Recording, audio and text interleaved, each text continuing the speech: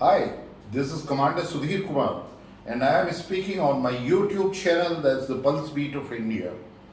My dear global leaders, my dear CEOs of biggest 2000 companies around the world, my dear CEO of World Economic Forum, IMF, and all respected at United Nations.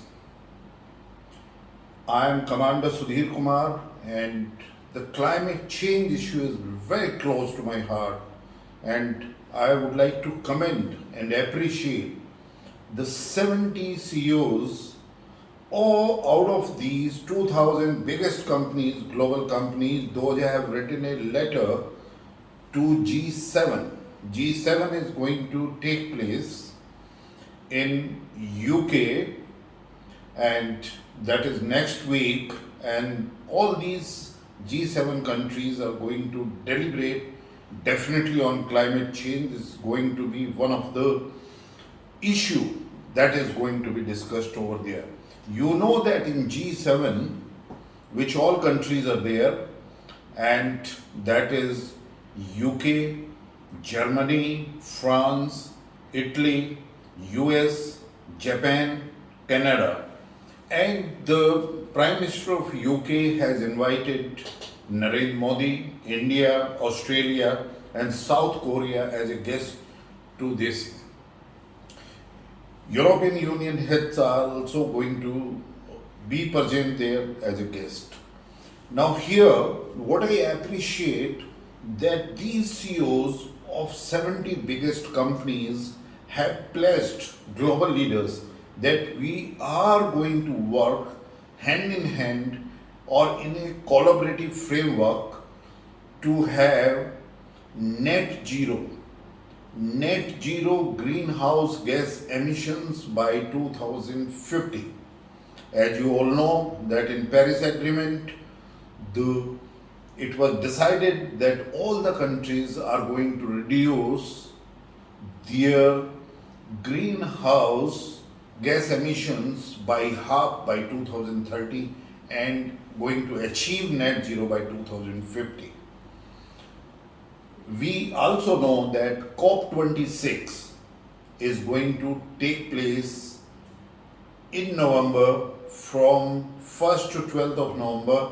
That will also take place in Glasgow in UK. G7 meeting is taking place in English County, Cornwall. Here, the most important thing is that the CEOs of the biggest companies, those are playing crucial role in the world economy. Now they have realized that the climate change in ultimate danger to the people, to the societies, and to the entire planet. As we all know, due to climate change, now we are at a tipping point.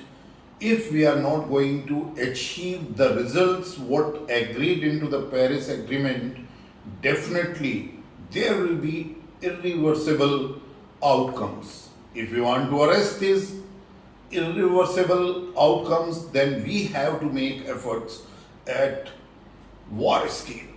We have to make the collaborative efforts, and it's not only the collaborative efforts only of global leaders or the heads of the nations, but all the CEOs of these biggest companies have to work together.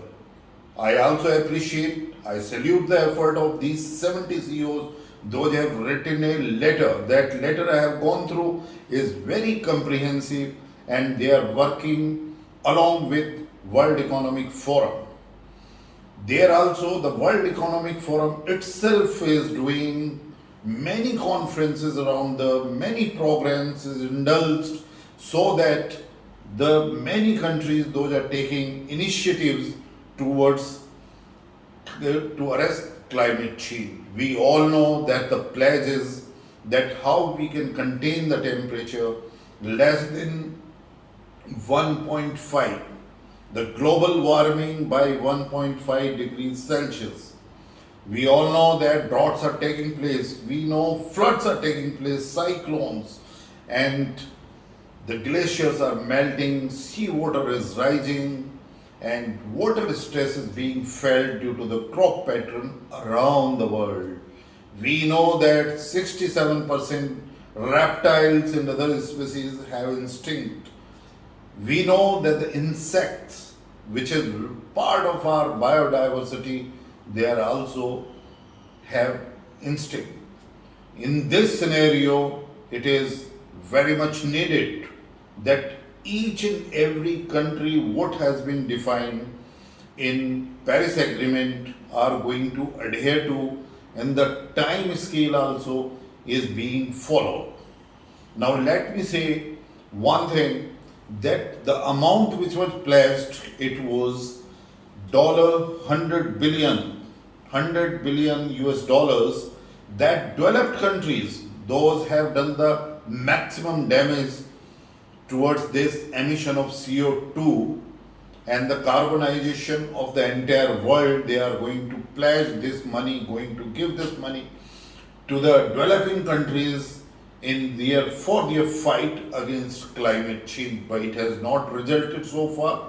Even the mechanism is also not being discussed and decided. I hope it takes place in G7 countries on the climate change, how it is going to be, because these are the most developed countries of the world.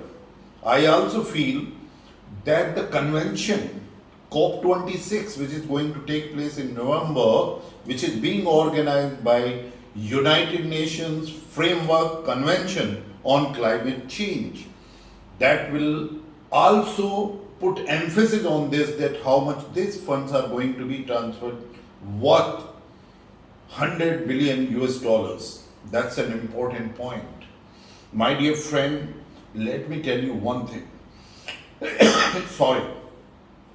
I wrote a letter to WEF, or rather to CEO of WEF, before the annual meeting of WEF took place at Davos in January 19. And in that letter I said, we, the entire world, if I put it together as part of global collective efforts, GCE, I call it, that we are at least 50 years behind in our efforts to arrest this climate change. Then what we are going to do if we are 50 years behind? It means if we want to arrest it, as we pledged into Paris Agreement by 2030, we have to run at double speed, or rather at war scale. We have to make sure that 1.5 degrees Celsius temperature is contained whatever we do. In that, I am very happy that these 70 CEOs have also elaborated that what all areas is going to be covered, that is the power sector, transport, that is buildings and cities, industry, land and agriculture, and the finance. All these main sectors have to turn into the green businesses, green everywhere, so that in industry and everywhere we turn into, so that the greenhouse emissions are cut down by 50% by 2030 and we achieve net zero. All nations achieve net zero by 2050. I am also happy that few developed countries have pledged that they are going to achieve by 2050. But I say this pledge is not going to work the way we have the danger of climate change impact, which is a tipping point, and we have seen the spread of pandemic, how the communities, nations, and the people are affected. Mean to say that we have to make these collaborative efforts. These collaborative efforts, as I recall, the global leaders, all UN organizations, WEF, IMF, all these organizations have to pull together along with CEOs. Those are doing business in all these core sectors where we have to cut down our greenhouse gas emissions. Let me say that if we have to make the transformative changes if we want to make this world net zero decarbonization if we want to achieve in this world. These now that COP26, which is going to take place in November, is going to deliberate for near about 11 to 12 days from 1st November to 12th November the various issues associated with it.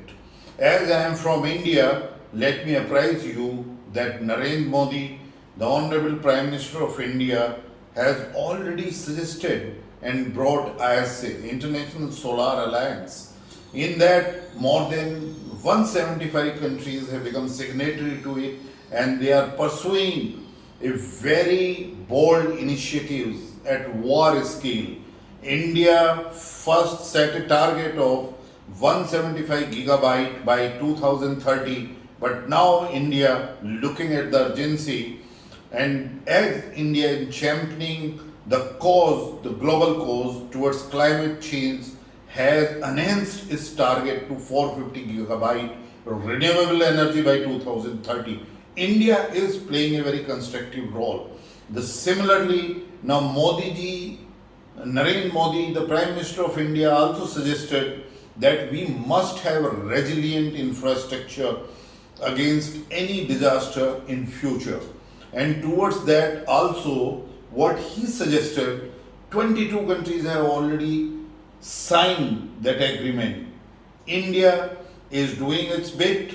India is playing a role in this and having global championship as far as this fight against climate change is concerned. Once again, I request you all that we have to make this global collective efforts at double the speed. As I said, that we are already 50 years behind. It means whatever the countries, whatever the UN, whatever even the COP26 is going to discuss or G7 countries are going to discuss, they have to double the speed. We must not look for GDP. We must look for that how we are going to save this planet, how we are going to protect our future generations, how we restore our biodiversity, how we are able to save our seas, those are polluted, how we are going to provide the oxygen and the pure air for our future generations. These are the concerns very close to my heart, and as I said, this is my request. This letter which is written by the 70 CEOs out of 2000 biggest companies of the world is a very heartening step, and the same way I feel that very important deliberations will take place during G7 and so in COP26. Till I bring next topic on this next talk on the same issue. Till then, goodbye. Have a good time. If you like this video, please like it and subscribe my channel Pulse Beat of India. Commander Sudhir from India. Thank you very much.